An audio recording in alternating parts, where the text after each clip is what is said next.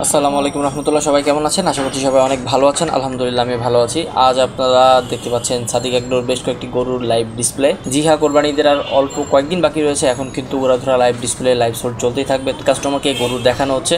সামনে যে দুইটা গরু বের হয়েছে, এই দুইটা কিন্তু ব্রাউন কালারের যে মাঝারি সাইজের গরু, এগুলোর ওয়েট হচ্ছে বিলো 500 কেজি আর 500 কেজি প্লাস।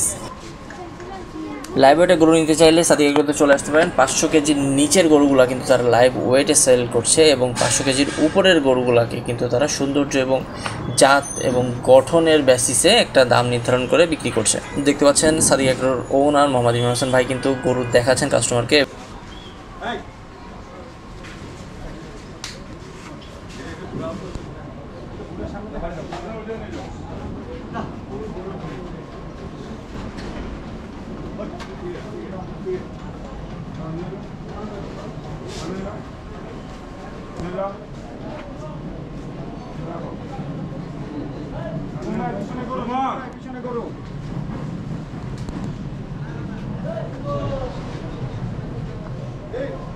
এই দুটো হচ্ছে ইন্ডিয়ান বলদ বের করা হয়েছে দুইটি। পিছনে দেখতে পাচ্ছেন একটি খাসিও কিন্তু উঁকি মারছে মাঝে মাঝে আপনাদের দিকে।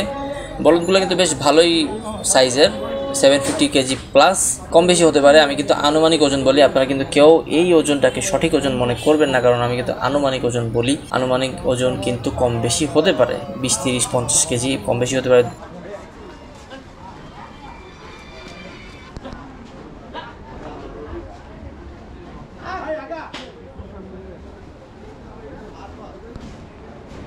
মাত্র দেখলেন লাথি মারলো, একটুর জন্য রক্ষা পেয়েছি, না হলে অনেক বাজেভাবে ব্যথা পেতাম। ইন্ডিয়ান বলদের সম্পর্কে আমি প্রায়ই আমার ভিডিওগুলোতে একটা কথা বলে থাকি, ইন্ডিয়ান বলদ হইতে সাবধান। এরা কিন্তু খুব লাথি মারতে পারে বা দক্ষভাবে লাথি মারতে পারে, বা লাথি মারায় দক্ষ। ডানে সামনে এবং পিছে, ডানে বামে সামনে এবং পিছে সমানভাবে লাথি মারতে পারে এবং এদের লাথির জোর অসাধারণ হয়ে থাকে। যারা খেয়েছে তারা জানে। তবে আলহামদুলিল্লাহ এবছর আমি একটাও গরুর লাথি খাইনি। প্রত্যেক বছর আমি কোনো না কোনোভাবে গরুর লাথি খেয়েছি। এবছর এখনও বাদ আছে, তবে কালকে সে কোটা পূরণ হয়ে যাচ্ছিল, আল্লাহর রহমে আমি বেঁচে গিয়েছি। তো এই যে বলদগুলোকেও কিন্তু লাইভ ডিসপ্লে করা হয়েছে। 3টা বলদ এই মুহূর্তে কাস্টমার দেখছেন। অনেকে জানতে চাইছেন এবার গরুর বাজার কেমন। গরুর বাজার এখনও পর্যন্ত সহনীয় এবং স্থিতিশীল রয়েছে। বাজারের বা বর্তমান সময় প্রেক্ষাপটে এমনটাই আমার কাছে মনে হচ্ছে। এছাড়া সামনে কি অবস্থা হবে না হবে এটা তো আসলে ভবিষ্যৎবাণী করা যায় না, তবে আশা করা যাচ্ছে সামনে দাম বাড়তেও পারে আবার কমতেও পারে। দুই দিকেই আমার মার্কিং রয়েছে।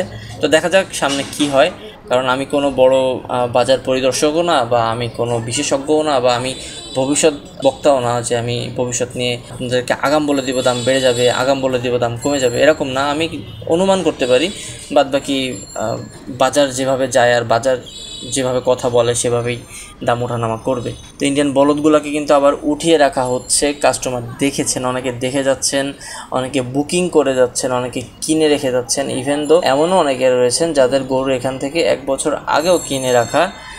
ইভেন এখনও এমন গরু রয়েছে যেগুলো 2025-এ কোরবানির যোগ্য, কাস্টমার কিনে রেখেছেন। এবং সাদিক এগ্রোতে কিন্তু এই সুবিধাটা কিন্তু বরাবরই থাকে, সেটা হচ্ছে আপনি 2 বছর পরের জন্য একটা গরু এখনই কিনে রাখতে পারেন। সেই সুযোগ এবং সেই সুবিধাটা কিন্তু তারা দিচ্ছে। আর সাদিক এগ্রোতে এখন গরু কিনলে কিন্তু আপনাদের আর কোনো ফি দিতে হবে না, খাওয়া এবং ডেলিভারি চার্জ বাবদ। যে দামটা দিয়ে কিনবেন সেটা লাইভ সোল্ডের হোক বা এমনি সৌন্দর্যের বেসিসে একটা দাম দিয়ে কেনা হোক, প্রত্যেকটা গরুর ক্ষেত্রেই ট্রিটমেন্ট কিন্তু একই। তো দেখা হচ্ছে ইনশাআল্লাহ আগামী ভিডিওতে। তো সে পর্যন্ত ভালো থাকবেন, সুস্থ থাকবেন, আল্লাহ হাফেজ। গরুর সাথে ফটোশুট।